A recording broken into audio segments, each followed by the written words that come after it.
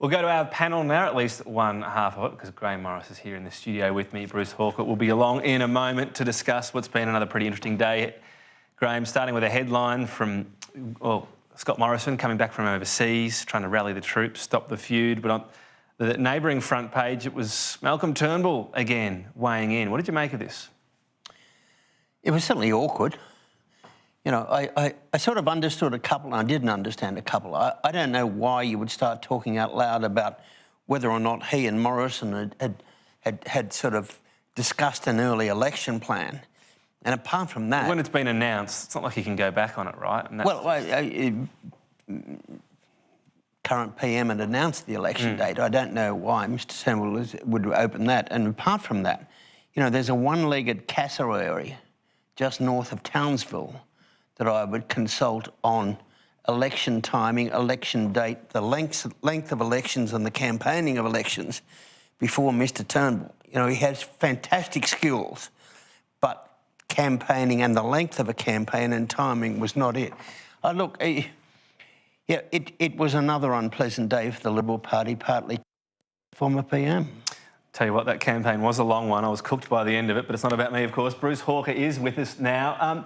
Bruce, what did you make as well? I mean, I'm just not convinced that if you hold this election in early March, that's doing a favour for the New South Wales government. Presumably at this stage they get smacked, then there's recriminations, then there's a leadership stoush. Isn't there, all just leading up to the New South Wales election?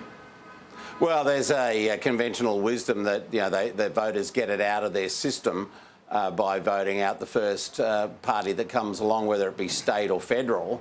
But I'm not sure that it would actually help them all that much, David and Tom. And I don't even think that it's probably an issue that would have been in the forefront of Malcolm Turnbull's mind a few weeks ago. I think this is nonsense.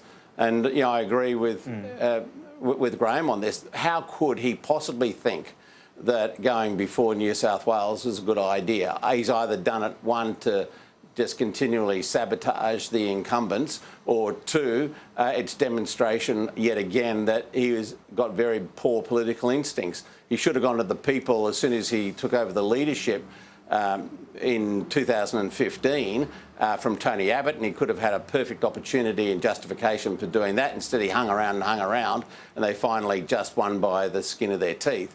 And he's demonstrated it yet again. I think, frankly, it's malevolence on his part and nothing more. On the other side of the coin, to him obviously speaking out increasingly, is that he's getting called up for this particular article. Is right, he that's going to get... Well, he was getting phone calls from journalists. He knew it was going out in the Australian. I mean... Yeah, that's right. But you know, the former Prime Minister Howard, you know, some of the Labor leaders, you know, people like me, you know, you can answer the questions without being a full-time pain in the neck. And the last thing anyone wants, including I want of Mr Turnbull, is for him to turn into a Mark Latham. That'd be terrible. Has he turned into a... It would be. No, he hasn't. Kevin Rudd already? He's a million miles away from Mark Latham. But you know, you want your former leaders revered. You want them respected. You want them still contributing, not sort of harming the incumbents.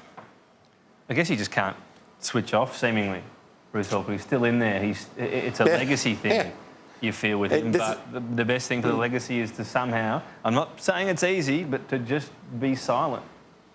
Suck it up. You know, he should have spent more time overseas. He should have done, you know, a Rudd or a Gillard and just basically withdraw from the political scene as much as he can. I know that's hard because he's bruised and, you know, all these characters have massive egos that need to be massaged all the time. But he would be best leaving that to his family and friends to do rather than trying to inject himself into the political processes. It's great for the Labor Party.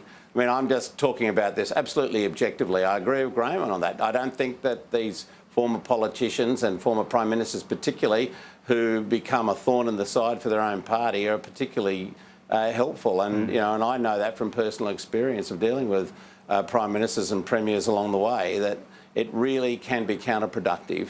They don't seem to embrace the senior statesman sort of role that you see in, say, the United States, where regardless of the political colour of the president, they are seen to be for the United States first and foremost. something you saw, you know, with the comments about George Bush Sr. and his passing. That's what we need in our former Prime Ministers, frankly, and that's what's going to inject some respect back into the political process and into the political class from Australian voters.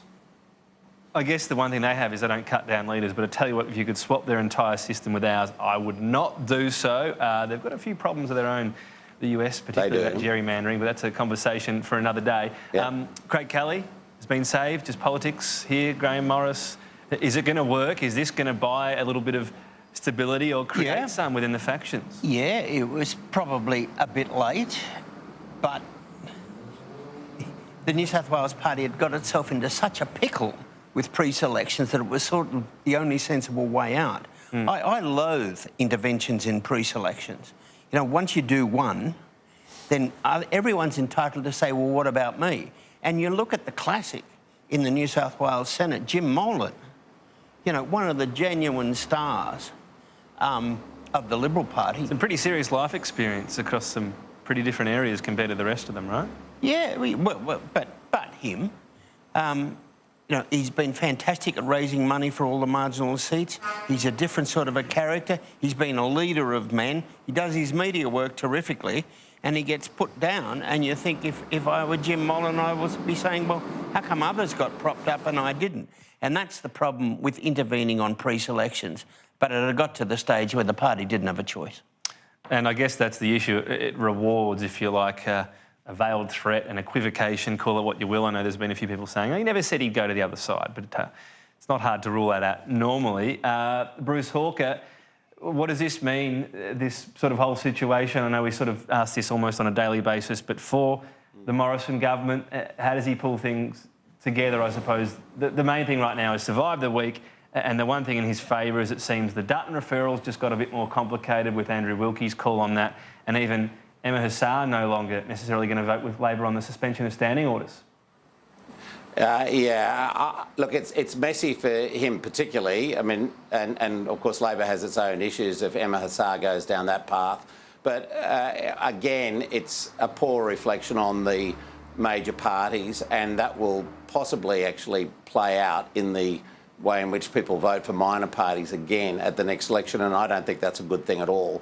But I don't think this has been a good week for Morrison. I don't think the next week will be good for him either, because we'll see the fallout from all this. We'll see, you know, people who are unhappy with that approach taken with Kelly voicing their anger, either with a face to their words or behind, you know, a not for attribution style comment. But it's going to be bad for Morrison. Everybody is talking about how poorly this government's going. You know, I spoke to a very senior businessman today, and he said, have you ever seen anything like this in your life? And I probably have, but whenever you see it, you still shrink from it. Rudd and Gillard went pretty close. That went for a while, didn't it? There you go. And we had a very bad result at the end of it all. You did. Bruce Hawker, Grahame Morris, thank you for your time today. We're going to take a break. When we come back, though, the last word. Stay with us.